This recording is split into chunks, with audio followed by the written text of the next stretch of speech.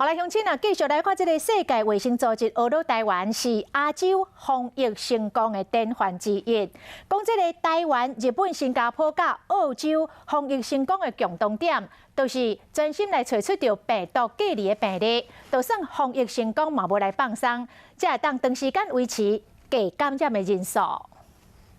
一礼拜来，澳洲新冠病毒确诊的病例数增加50%，和世卫组织真烦恼。世卫伫一场时程国际记者会讲到台湾等等亚洲国家对抗疫情的成功典范。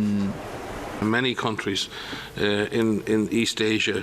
and many territories in Japan, in South Korea, in China, in Taiwan, in Singapore, and in Australia have made huge progress against the disease and have managed to really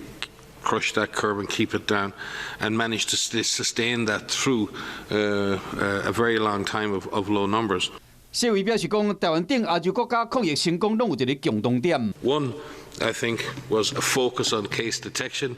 case isolation, and especially quarantining of contacts. 世卫强调讲，台湾当局唔是检测了将确诊者送回去就无代志啊，是隔离确诊的病例和确诊者安心伫隔离中心度过观察期，同时避免危害别人，避免大规模的社区传染，值得别国来做参考。另外，世卫嘛向全世界介绍防疫歌曲，翻唱世桥这每所唱的，咱拢是一家人。